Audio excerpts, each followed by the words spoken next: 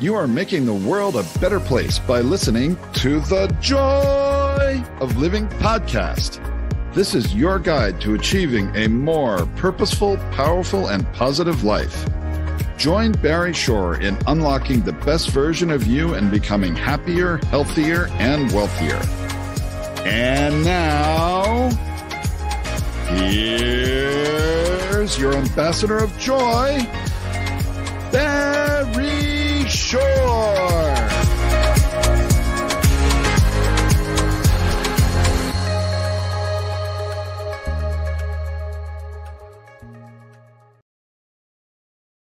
Good day, beautiful, bountiful, beloved, immortal beings, and good-looking people. You know, you're good-looking, so looking for and finding the good. You found the good in abundance because you consciously tuned into the joy of living with your host, Barry Shore, the ambassador of joy. Notice I didn't say the ambassador of joy. The ambassador of joy. And you tuned in because you know your family and your friends have told you have over 503,000 people around the world right now listening, tuning in. By the time we bring on our amazing guest, wonderful Dr. Joel Freeman, you'll just be on the edge of your seat with this one. You tuned in because you care the most in the entire world about you. That's right. That's a great thing, by the way, because when you become the best you make the world a better place. You build more bridges of harmony, create more joy, happiness, peace, and love. And you know that in this show, we discuss the three fundamentals of life. And when you leverage these three fundamentals of life, you will be happier, healthier, and wealthier. I guarantee it, or your money back. So it's important to understand what are the three fundamentals of life. Number one, your life has purpose. And when you lead a purpose-driven life, number two happens. In this case, good number two. You go MAD. Now, MAD is a wonderful acronym. It stands for make a difference. Lead a purpose-driven life, you make a difference in the world. And the third fundamental is to uncover the power and the sequence of everyday words and terms. Simple example. Our show is carried throughout the world. We love you for that. Throughout the world, over the internet. Now, if you ask anybody, what does www stand for? They'll tell you it has to do with the internet. Now, factually speaking, they're correct. However, in our world, the world of the positive, purposeful, powerful, and pleasant, www stands for what a wonderful world. And what is a word, right? WHATA. And a big thank you and a tip of the hat to Satchmo Louis Armstrong for enabling that song, What a Wonderful World, to go viral and not touch just tens of millions or hundreds of millions, billions of people around the planet. And whenever you hear the opening lines or the opening song of What a Wonderful World, what do you do right away? You can't help it. You smile. Now, smile is one of the most important words you could ever internalize, utilize, and leverage in your life, because smile stands for seeing miracles in life every day. That's right, seeing miracles in life every day. Now, I got to tell you, I am privileged to be able to speak to people around the world on a regular basis, certainly through the medium of the internet, like podcasts and such, and in person. Now, I recently spoke to a group of 1,172 people, and I'm telling the story about Barry Shore. I'm talking about seeing miracles in life every day. And some people raise their hand and say, hey, Barry Shore, I've been here for hours, I haven't seen any miracles. And I asked them, are you here? Can you hear? Can you stand still? I can't do that. Can you walk? I can barely do that. You have water, drink, you have food, you have place, sleep, family, friends. Every single one of those is a miracle. What's the proof? Simple proof. 1 million people didn't get out of bed this morning. You know why? They died. By definition, if you're here, you're listening or watching, you didn't. Therefore, you have an obligation to live life to the full. Let me tell you a quick story. It's about me. Imagine if you can, I'm standing up in the morning, completely healthy and hearty, able to leap tall buildings in a single bound. And in the evening, I'm in the hospital, totally, completely paralyzed from the neck down. Nothing in my body moved. It was not from an automobile accident, and it wasn't a spinal injury. It was a rare disease, which I never heard of the day before, took over my body and rendered me what's called quadriplegic. Nothing in my body moved. I could only communicate by blinking my eyes. I was 144 days in the hospital. I was on a hospital bed in my own home for 2 years. I couldn't move. I was in a wheelchair for 4 years. I had braces on both my legs, from my hips to my ankles. That was progress. Thank God today I'm able to be vertical ambulatory with the help of a 7-foot walking wand. So I'm a tripod, not a biped. Can't walk up a stair by myself. Can't walk up a curve by myself. I have help 12 hours a day, 7 days a week. But you hear my voice. positive, purposeful, powerful, pleasant, all because of one word: smile. Seeing miracles in life every day. I got to tell you a quick story though. My 8-year-old niece comes over to me a few weeks ago and says, Uncle Barry, can we spell smile S-M-I-E-L? I thought about it. Smile, sounds the same. Why not? Ask her how come. She says, because then it would stand for seeing miracles in everyday life. Out of the mouth of an 8-year-old. But what was she doing? She was creating the kind of world that she wants to live in. Now, CREATE is a fabulous acronym. It stands for causing rethinking, enabling all to excel. It's called a shift in perspective. Now, when I've been working with people for more than 50 years, and I can tell you something. When they first come to me and talk about people that are very successful on paper and in every way whatsoever, they happen to have dropped the F in shift, and the other stuff happens. You got to keep your F's in place.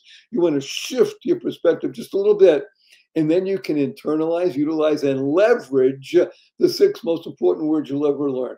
And these are: choice, not chance, determines your destiny.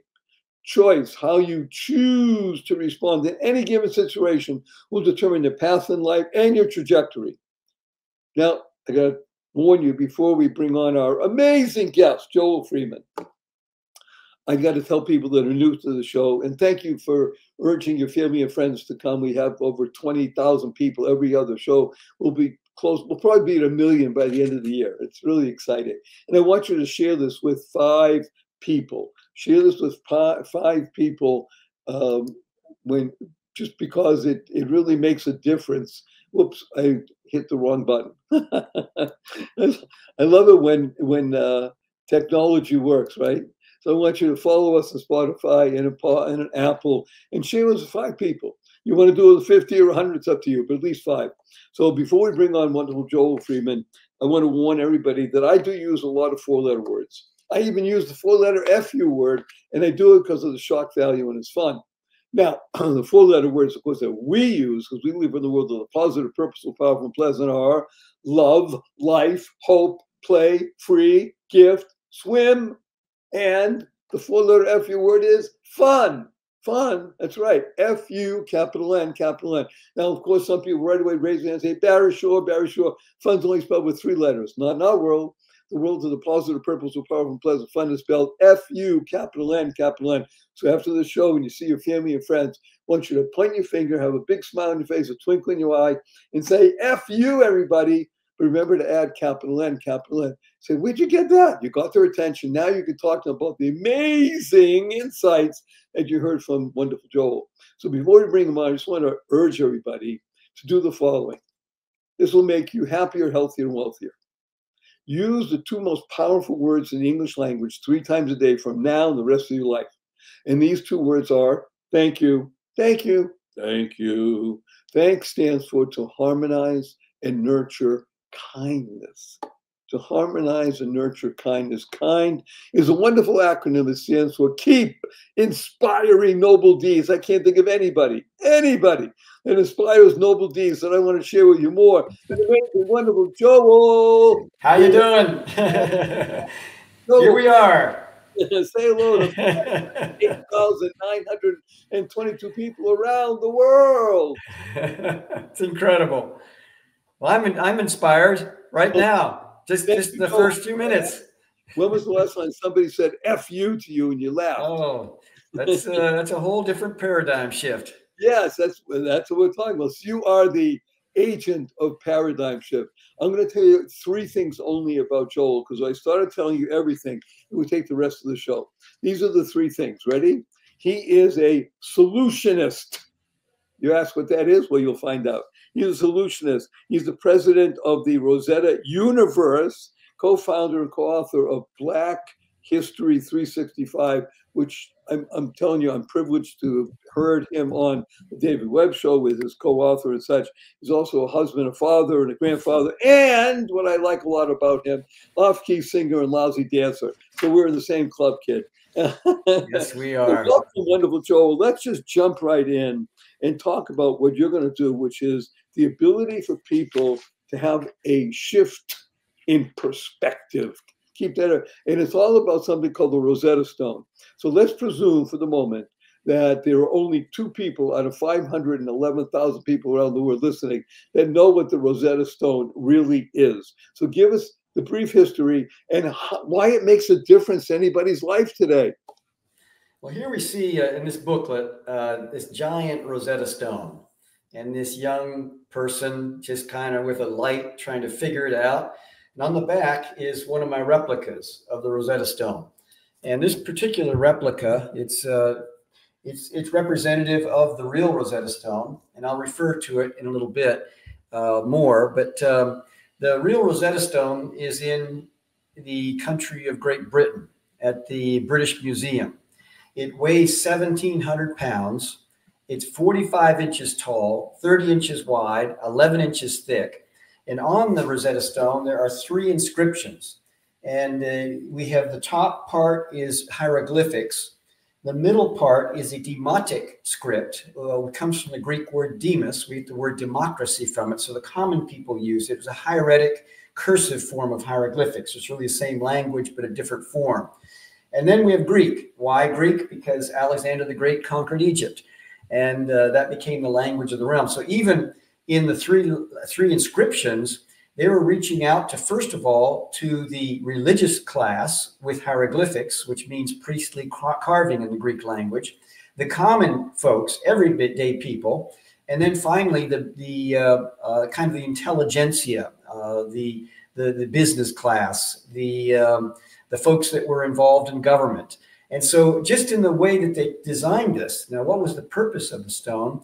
The purpose was to provide a proclamation to a young man by the name of Ptolemy V. He was 14 years of age. His father had passed away, and he was kind of stuck here as the regent of Egypt. Now we know in Egypt that it started with Narmer-Menez back in the first dynasty, and he's the one that helped to open up the Delta region in the northern part of Egypt, which helped with the farming, agriculture, all kinds of different things in the north. And so from there are over 30 plus dynasties. But around the 25th dynasty, there was a tremendous fall in Egypt. The Medo-Persians took over. There was a brief Egyptian revival. And then we have the Ptolemaic, the Hellenistic, the Greek Empire taking over with Alexander the Great. And this is during a time of the Ptolemaic Empire. The young man, he's now regent. And what happened is that the priests in Lycopolis. Let me put you on pause for a moment, because you gave us so much and so little. I want to unpack a few things. So for those of you who don't know, regent in our language would be the king. Even yes. Though he was, he had to report to somebody else. So here you have a 14-year-old sitting on the throne of a large country. So let's also put in perspective, Egypt, we'll call it this way, was the breadbasket of the ancient world. That's right. In other words, don't think of Egypt today, which the poor, somewhat backward country that can barely feed itself, has to import food. In those times, which now goes back many, let's say, almost, just plus minus 2,000 years, 2,200 years, it was the breadbasket of the world. As Joel pointed out, the Delta region became the center of agriculture, which fed everybody. So yes. That's what the Greeks wanted, and they controlled it. And when you control something, it's that your language. So now it's important to understand that this stone, and I don't know why they didn't do it on some papyrus instead of a 1,700-pound slab, but this stone was the ability to reach, as Joel pointed out, everyone, whatever language you knew or was able to read or speak. So now it could work with everybody. So it was the mechanism for peoples to interact on a common level, because everybody wanted the same thing. How do we produce the most from the land to feed people and still maintain power? Is that fair to say, Joel? Yes. The proclamation on the stone was basically saying that the priests, they had a rebellion, and they didn't want to pay temple taxes. And this is what's written on the stone itself. I want to interrupt you. He said the word taxes. And I'm just because it's been an issue with people from the beginning of That's time. right. That's right. That's right. Taxation without representation or proper representation. That's what they were feeling, especially being ruled by the Ptolemaic Empire. They were feeling misrepresented and all that kind of stuff. So you had a lot of trouble in the land because of that. Okay, so let's talk about this large stone was given over as a mechanism for people to communicate and to air their grievances, let's say, as it were.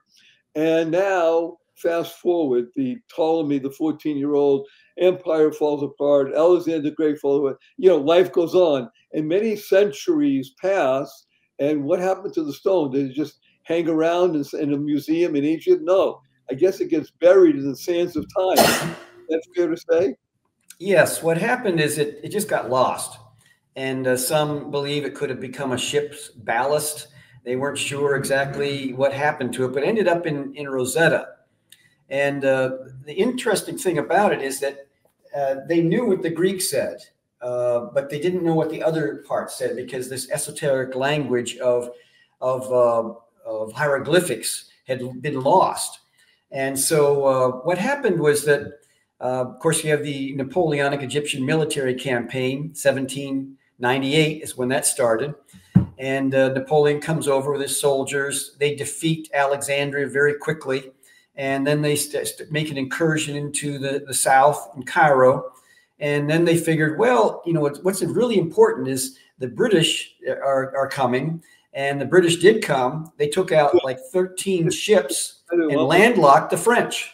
Let me say, so this had nothing to do with the Revolutionary War. The British are coming. The British are coming. Here we have almost 1800, 1798, 99. And Napoleon, as a very young man, I don't think he was more than 25 at the time, right? He wasn't yet Napoleon the emperor. He decided, why are they going to conquer Egypt? Well, first of all, because it's there. And he's a young man who wants to conquer things. And the second thing is because Egypt still could provide a lot of food, a lot of grain. And now he's stuck because the British are blockading him. So you have an interesting international situation that happened plus minus 200 years ago. And now something serendipitous happens that is beneficial for the world. And again, everybody listen, you might think, well, this is just history. I don't need this. Oh, yes, you do. Because the Rosetta Stone is going to unlock the power in your life. So now let's find out how it was found, what happened, and why does it make a difference for anybody listening? Beautiful questions. How it was found is that they had a situation where they wanted to cut off the ability of the British to come down the Nile and make a surgical strike into Cairo, which is about 100 miles south. And so they had this place called Rosetta, which is right on when you go to Rosetta, I've been there, and you can actually see the mouth of the Mediterranean opening up there. And so ships would have come right down that pass there. But you can easily take a ship out with a cannon from the shores of Rosetta. So they found this old building, and they started clearing out the foundation of this building to build what was later become known as Fort Julian. And in the process, they found this big stone, the Rosetta Stone, and they were wondering what to do with this.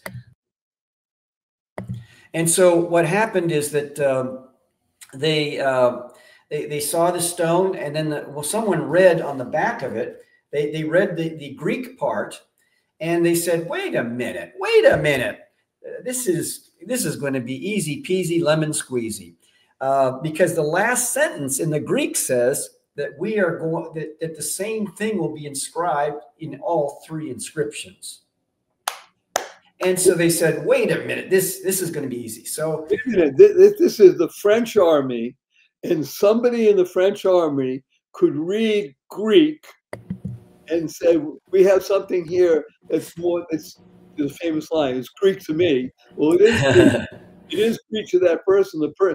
one of the men in Napoleon's army could read the Greek and understand that this had value far above the ability of taking a stone and using it for building. So on that note, that high note, don't go everybody, because we come back, Joel's going to explain why the Rosetta Stone will help unlock the secrets of your life. We right back. We have sponsors that we love, and we wouldn't have them if we didn't think they're worthy of your time and attention. So pay attention. We'll be right back after this brief message. Don't go away. The secrets of life are coming. Hello, skincare connoisseurs. If you think you have tried everything in skincare, you are going to love what I am about to tell you. I'm pharmacist Benjamin I. Fuchs. I'm a dermatology pharmacist. And what I've discovered in my compounding pharmacy after decades of working with patients with skin traumas and skin diseases is the missing link in skincare is topical essential nutrition. And because of this missing link, we're not maximizing the potential of topical skincare. We're leaving skin beauty and skin health on the table. And that's why I formulated my Truth Treatments. Listen, the skin's an organ. It needs and wants and craves nutrients, vitamins, minerals, amino acids, fatty acids, and plant-derived minerals, and now it can get them in super high concentrations in my Truth Treatments. Originally formulated for dermatologists and their patients, now they're available to you. Check them out today at truthtreatments.com, and I know you are going to love the truth. Good day. Beautiful, bountiful, beloved, immortal beings, and good-looking people. Maybe good-looking, so always looking for finding the good. Our cup runneth over with good. And Goodness. And he is talking about something called the Rosetta Stone, which seems esoteric, except I can promise you right now in the next few minutes, you're going to learn why it's important to you, because not only did it unlock the power of us to read ancient hieroglyphics and other languages and such, and become aware of the greatness of the Egyptian empire, but why the Rosetta Stone is going to unlock secrets for you, because that's what Joel's all about, unlocking secrets of life for you. So here we are, Joel. We got this 1,700-pound slab. There's 3 languages on it. Why should that make a difference to anybody listening today? Well, what happened is that it did unlock the secrets of ancient Egypt. And here's the secret behind the secret, is it took 23 years from 1799 to 1822 to figure this out. And this became like an international treasure hunt. And you had people from, even prior to this, in the 9th century, you had an Arab, Washia, and some other Arabs in the 10th century. You had folks, Zoega, who was from a priest from Denmark. You had Kircher, a gentleman from Germany. All kinds of people prior to this were trying to crack the code to hieroglyphics. And now for the first time, they knew what it said because they understood the Greek. And so once they knew the Greek, they said, okay, how are we going to solve this problem? And here's where, if I can fast forward, what became interesting to me is I began to think about, what it takes to solve problems and to be a problem solver, solutionist, as you mentioned earlier. And I think it's not just something, especially in this day and age with ChatGPT and quantum computing and spatial computing, all these different things where everything is at our fingertips. Excuse me, I've got an allergy situation. So I have some coughs every once in a while. I don't want to bore our audience with me coughing, but it is what happened is that they went through this whole process where Thomas Young in Great Britain came up with some clues. De Saussure came up with some clues in France. We had Johann Åkerblad from Sweden came up with some clues. But there's one guy in the middle of it all. His name was Jean Champollion. As a young kid, 15, 16 years of age, he could understand Farsi, understood Arabic, Hebrew, Coptic. He had like 16 languages he understood at a young age. When he heard about the Rosetta Stone, he said within himself, I'm going to be the one who's going to crack the code to hieroglyphics. I'm going to figure this out. And so he became almost obsessed with this. I would say the word obsessed is the right word. Let me put you on pause for a moment, because I want everybody to understand something. Joel just told us about a 15, 16-year-old who was capable of not only cracking the code, and here's what I want everybody to hear, because most of the people listening are in the 15 to 25-year-old range. It's all about you. This is how you should think. Brilliant point. You can crack the code. It's called life. There's nothing that's going to stop you from being the best you possible.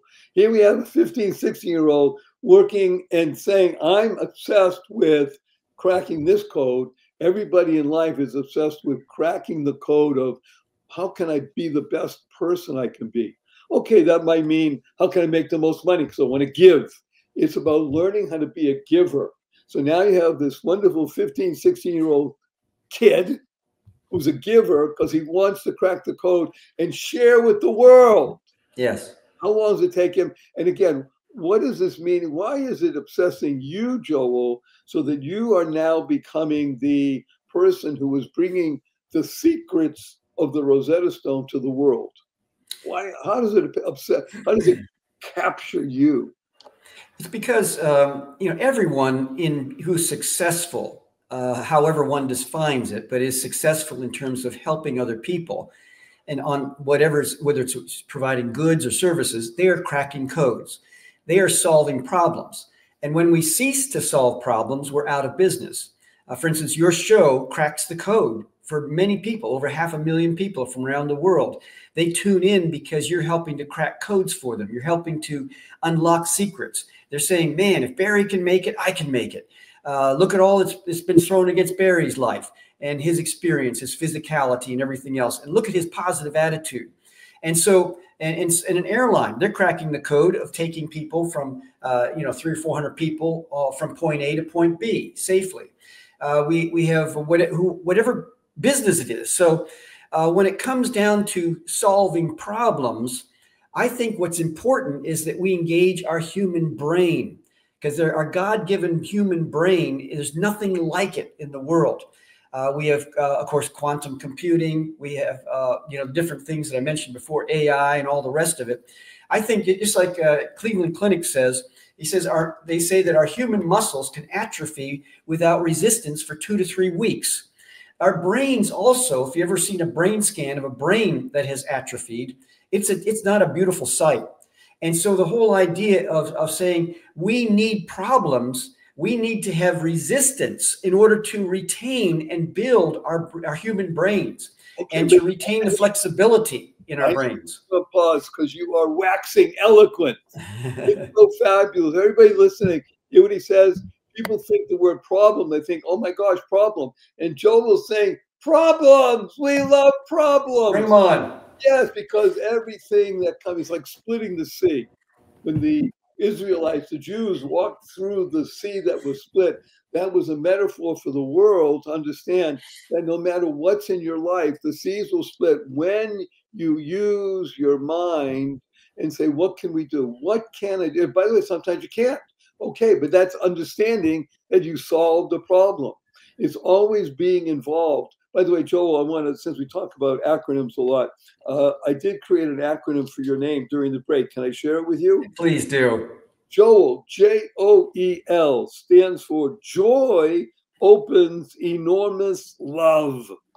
I love it. That's what you do, because what you just shared with people around the world is that no matter how much AI, which is, people call it artificial intelligence, I call it AI means always improving.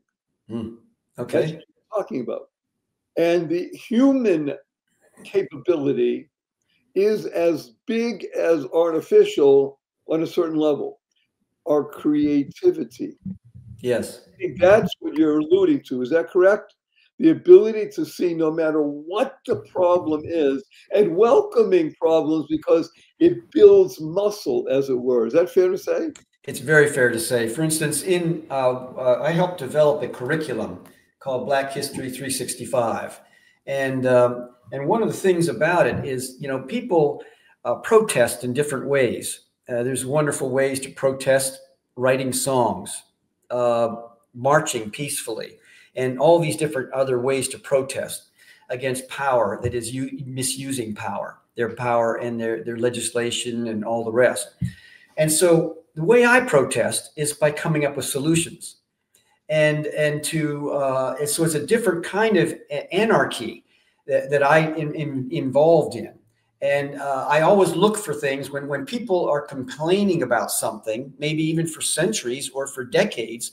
My thought is, okay, let's walk straight into this and then deal with it. Well, what we developed in this textbook, this book, by the way, weighs 5.5 pounds, over 1,200 QR codes throughout, over 2,500 images.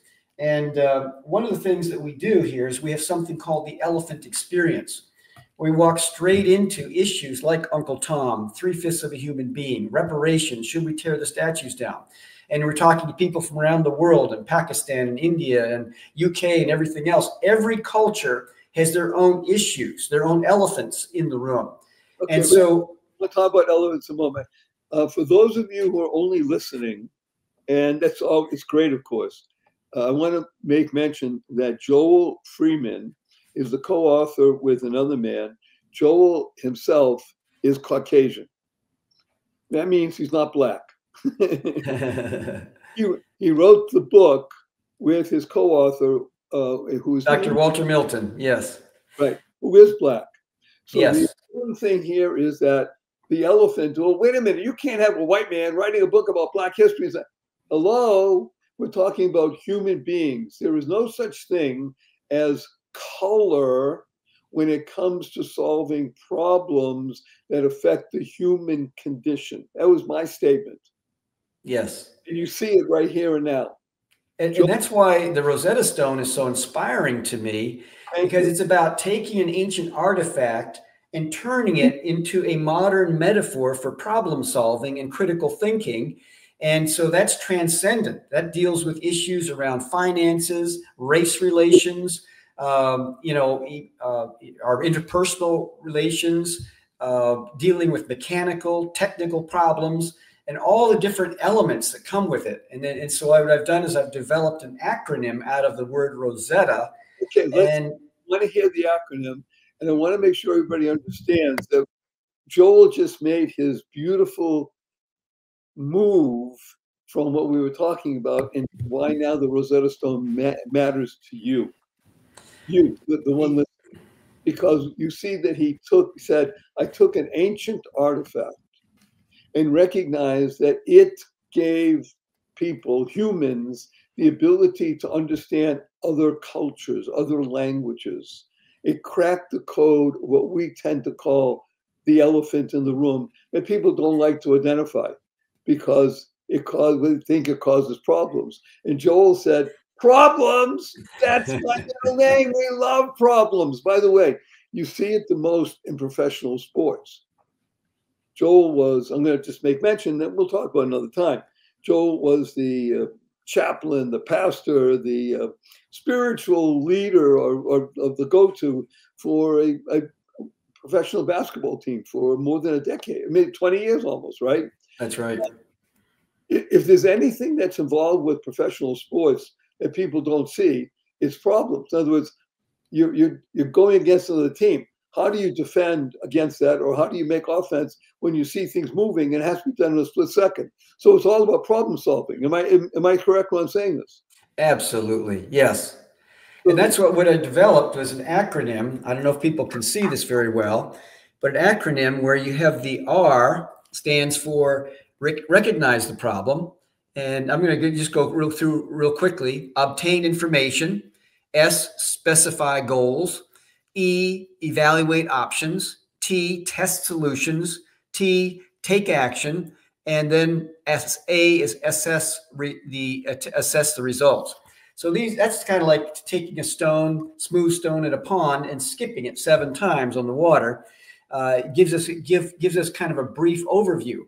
With the R, what I find that's important is it's not only important to identify the problem, but also to identify the type of problem, and then the intensity of the problem, and then also to never forget the need for emotional intelligence in approaching the problem.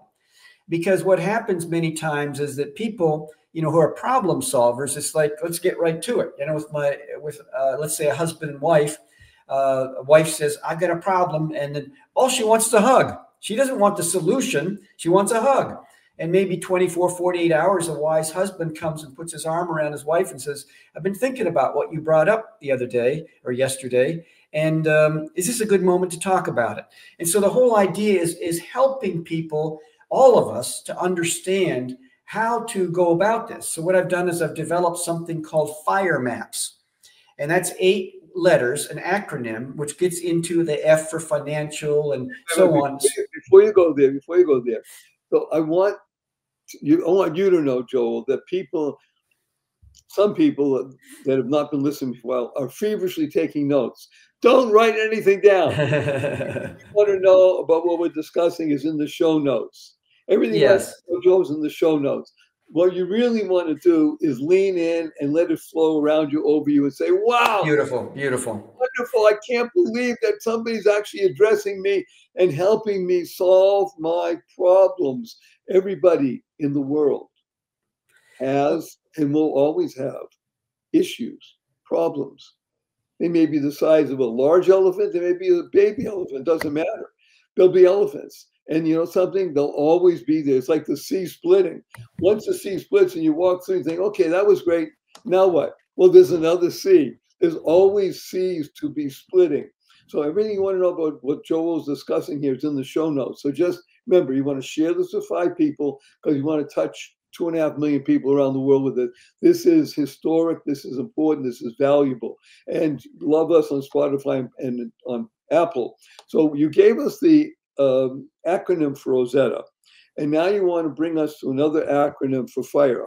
However, I want to pause you for a moment and let's just sit with this issue of Rosetta Stone, which you have turned in what we call the Rosetta universe, that you are embarking upon bringing the replica of the Rosetta Stone to cities throughout the United States and possibly even the world. So in just a couple of minutes, give us what's going on with the Rosetta universe. With the Rosetta universe, we have, for instance, on our advisory board, folks like Smokey Robinson. We have Dr. Ben Carson, who was the first to successfully separate Siamese twins. We have also Kathy Hughes, who is the founder of the 7th largest media network in the country, in the United States, and a bunch of other people that are on the advisory board that are phenomenal people. And so what we're planning to do is to first raise the funds that we can then create a 5,000 square foot traveling exhibit that will travel all around North America for 7 years, 5 months in each venue, each science center, each museum, and then travel from point A to B to C to D for 7 years.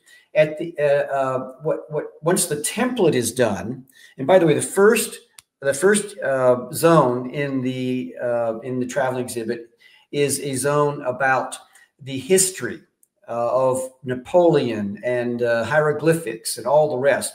When the second zone gets into the realm of code cracking, the Nazi Germans used the Enigma. We have the Cyrillic codes. We have in American baseball, the third base coach making all kinds of gestations, telling someone to slide or steal or whatever. We have the Navajo code talkers. All kinds of different ways that codes have been brought about to protect business intelligence and also international security. And so what happened in the second area is that we're going to talk about the code cracking. The third area gets into language and culture, how the two connect and sometimes interact and collide with each other. We're going to deal with, in that realm, around how important language is. For instance, if I could not read, I cannot drive. I can't go to a restaurant and open a menu. My whole life is very restricted. But once I learn how to read, it opens up all kinds of doors. The same holds true with understanding ancient peoples, is that when the code to hieroglyphics was cracked, it's like, oh, wow, that battle happened. Oh, wow, that family system existed. Oh, that town existed. Oh, women were paid for their work. Oh, here's a receipt. And so all of a sudden, the whole understanding of the ancient peoples of ancient Egypt, it comes alive in such a wonderful way. I want to put you on pause for a moment because just so people understand, we're talking about a traveling exhibit.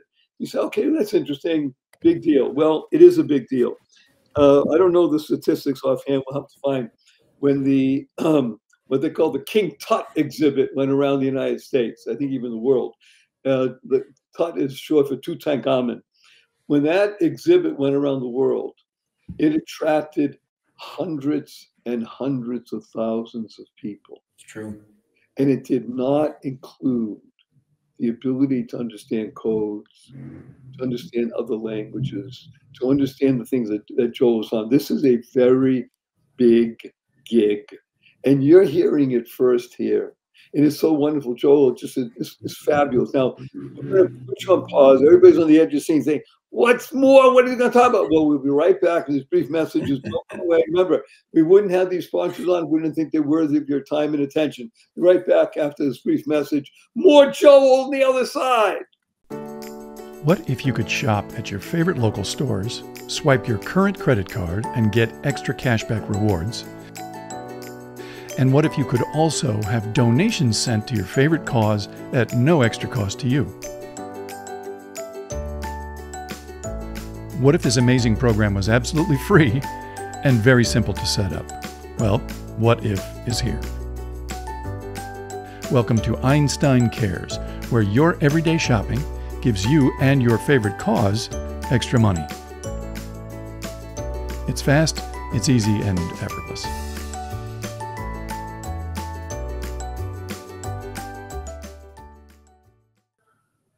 Good day, beautiful, bountiful, beloved, immortal beings, and good-looking people. You'll be good-looking. Joel was looking for and finding the good. He found good in abundance. His name is Joel Freeman, Freeman. Everything you want to know about Joel and the Rosetta Project is in the show notes. Remember, you want to share those with 5 people. You want to share with 50 or 100, it's up to you. But at least 5 so we can touch 2.5 million people around the world. Love us on Spotify and Apple. And we left Joel, he's talking about the ability of this, the Rosetta universe, to be a traveling exhibit that will go around North America first, and then eventually the world, which will open up your mind. See, one of the reasons we do this podcast is because we care about you. It's not about Joel, great guy that he is, or about Barry, that fabulous fellow. This show is about you being the best you. So that's really what the Rosetta universe is about, how it cracks the code for you so you can be happier, healthier, and wealthier. So I interrupted you and put you on pause for the moment. We went to the break, and we were talking about the idea of the Rosetta universe traveling around. I want to interject that this show, of course, is called The Joy of Living, and joy is a wonderful acronym that stands for Journey of You. Now, your journey, Joel, through being, working with National Basketball Association, writing a book on Black history, co-authoring a book on Black history, and as I said, you held it up. I want people to understand it's not a textbook on Black history. It is the Rosetta Stone of Black history. It is filled with pictures, with QR codes, with interaction. Because that's what Joel is about. He understood or understands now. And this is how he fell in love with the Rosetta Stone. I'm saying this, you can disagree with me. But when he saw that, he understood that this is what life is all about. Interaction of human beings and making sure that there is the ability to bridge miscommunication with communication. I love something you said. I was listening very intently, and you mentioned, wait a minute.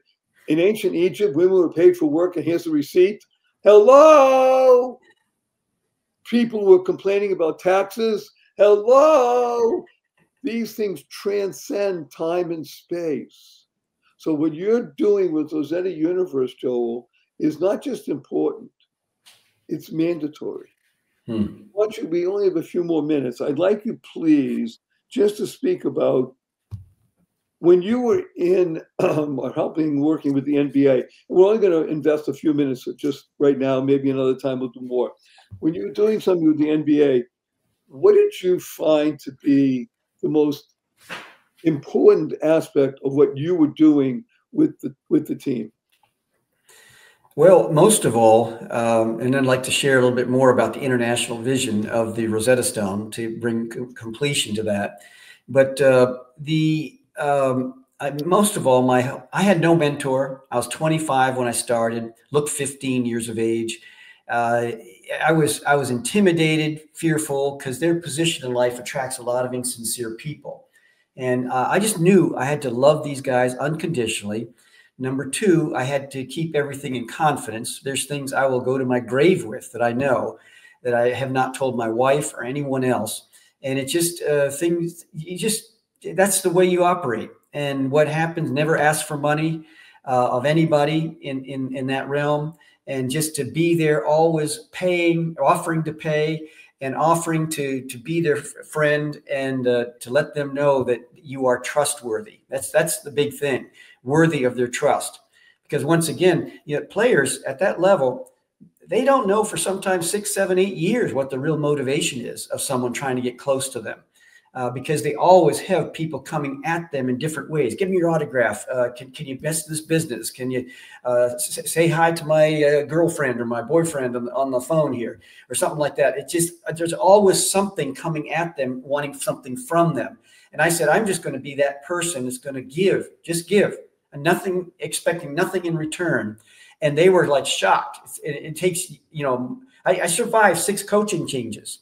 3 GM changes. That's the biggest miracle of all. Right. And to be able to be with these guys and to have them trust me, that was, I mean, it's like, where does that happen? It's an amazing. And what drove me, what compelled me, is I wanted to spend time with one person who could then impact millions. Where do you sign up for a gig like that? I mean, it just is an opportunity that is beyond description. So I want to, first of all, thank you for being capable of articulating what I wanted to hear. Mentioned 3 things, and I want to share that this is a great way to complete this section of our podcast today. You created a relationship of trust. There is nothing greater in the world than trust of human being to human being. And you experienced it. It takes years. Number 2, you understood that in the world of professional athletes, they're in the world of taking. Everybody is wanting to take from them. That's all the experience is taking. Joel came and said, I'm a giver. Without saying it, he was there. Giving is the greatest muscle that the human being has. And when you activate it and use it regularly, you know what happens? You create trust. When you create trust, you create better human beings. These professional athletes, and you're talking about in the NBA, you're talking about the cream of the cream of the cream, because there are tens of thousands of people capable of playing at that level, and yet a minute percentage actually make the team and stay there because it's such pressure. And it becomes, when you only in the world of taking, it takes from you and creates not a great star, but a person that is drained. When you have someone who's a giver, it can fill the cup. And that's what you did. And thank you for that. And on that high note, I want to mention that it's just, for me to have Joel on the show today is such a delight. I'm sorry to even use these words, Joel. We're coming to a close on our time now together for this round. I have 3 quick questions for you. Are you ready? Yes. Number 1, will you come back again? Yes. Woo! Number 2, Joel Freeman. You only have 80 seconds to answer this question. What is your most fervent desire? I'm a man of faith. And I came through it through the back door with my feet in the dirt, probably one of the most reluctant people to be a man of faith. But my desire is to bring the invisible, make the invisible visible as much as possible. And for God to borrow my humanity with his divinity to make an invisible God visible is a daily task. It's a daily joy. It's a daily life that I live. And I just think it's important to live our lives outside of ourselves, because we understand who's in us, and it just to me it's just what matters a million years from now is what really matters. To make the invisible visible. Everybody listening, and right now there'll be called, because people are going to share, millions of people are nodding their heads and understanding and recognizing really that's what they want to do, to make the invisible, what's inside of them, visible to the world, and bring about a shift in perspective. Okay, number 3, Joel, may I give you a hug in front of 11,927 people around the world? Let me tell you what HUG stands for. Heartfelt, unlimited giving. Are you ready, sir? Yes, I am. 1 to 3. 1, 2, 3.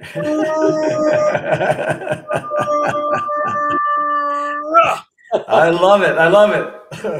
And now, again, remember, you're listening to The Joy of Living with your own host, Barry Shore, and our amazing guest, Joel Freeman. And you're listening here because you care the most in the entire world about you. That's why you turned in, because when you're the best you make the world a better place.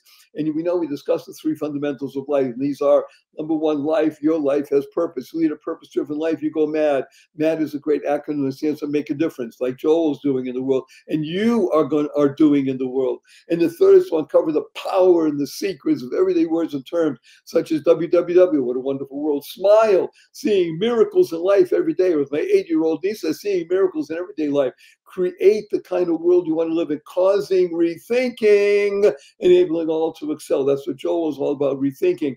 Create that shift in perspective. Keep that F in place, or the other stuff happens. And when you do that, you can internalize, utilize, and leverage the 6 most important words you'll ever learn.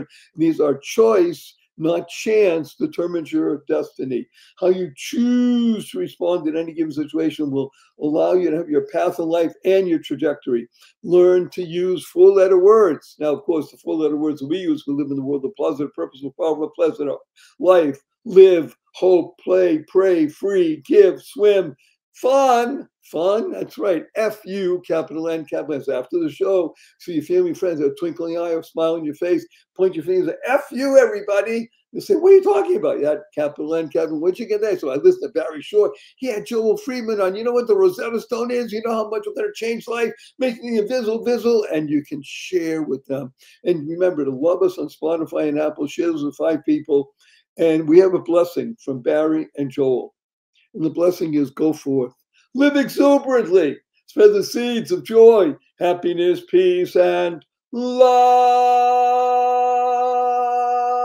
Go mad. Go make a difference. Joel, don't go away.